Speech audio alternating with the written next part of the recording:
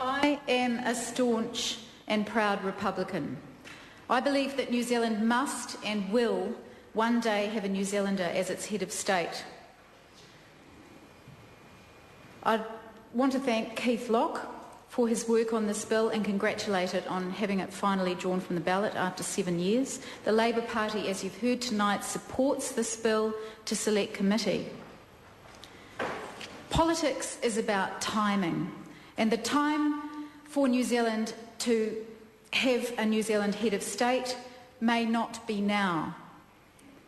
But it is time to start a discussion about it. And it is important to respect everybody's views on this issue, and I do. And I do also think it's important to stand up for what you believe in. In principle, we believe that New Zealand should eventually become a republic, but there are many issues that we need to work through as a country first, and these issues include whether we believe that the head of state should be elected by the people or appointed by Parliament, and how the Treaty of Waitangi will fit with a new setup.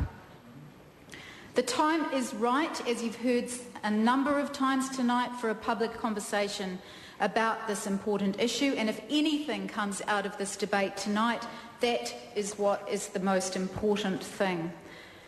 As you might already know, I have a strong view in favour of New Zealand becoming a republic with an independent head of state, which will allow us to become a truly independent nation. And I believe that it represents New Zealand growing up as a nation. My views have been public on this issue from day one. I talked about it in my maiden speech in Parliament. In January this year, I somewhat controversially stood alongside the Republican movement of Aotearoa at the opening of the Supreme Court. Labour leader Phil Goff has expressed the view that we will and should have a New Zealander as our head of state one day. Members of other political parties have expressed similar views, including the Prime Minister. In order for that to occur, we should have a public debate, and now is a good time to start that. And I'd like New Zealanders to start to honestly debate the issues that need to be discussed, because I've always taken the view that talking about issues is a lot better than not talking about them. My friend and colleague Charles Chauvel recently reminded me that Labour has a proud tradition in the gradual move towards independence.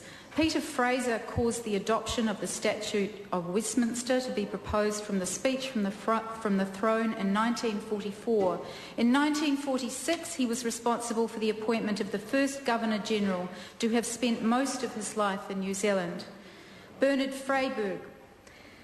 Norman Kirk had the 1852 Constitution Act amended in 1974 to make it clear that Parliament could legislate extraterritorially and ensure that the Queen's titles were updated to reflect her role as Sovereign of New Zealand. Geoffrey Palmer repatriated the Constitution, reformed parliamentary procedure and introduced a Bill of Rights. Helen Clark abolished appeals to the English Privy Council, New Zealand membership of that body and the awarding of titles to New Zealanders. There is a pressing need to confront the question of a resident head of state, a resident for president, as my colleague Charles Chauvel said, because the reign of the present sovereign is approaching an end. The Australian Republic referendum in the mid-1990s demonstrated the need to have a viable alternative model that embodies democratic principles and that will garner public support. New Zealand deserves a head of state who is a New Zealander, someone who lives here and somebody who reflects New Zealand values. New Zealand should have a head of state who reflects New Zealand's position as an independent nation.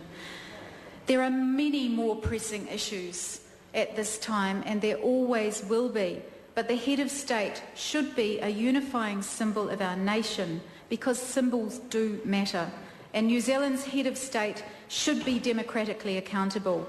The idea of a monarchy clashes with our sense of egalitarianism, especially given that no New Zealander can ever become a head of state, no matter how much ability they have. New Zealand doesn't need to rewrite its history in becoming a republic. We can retain our flag, the treaty can be honoured, and we can remain part of the Commonwealth. And these are the reasons why Labour supports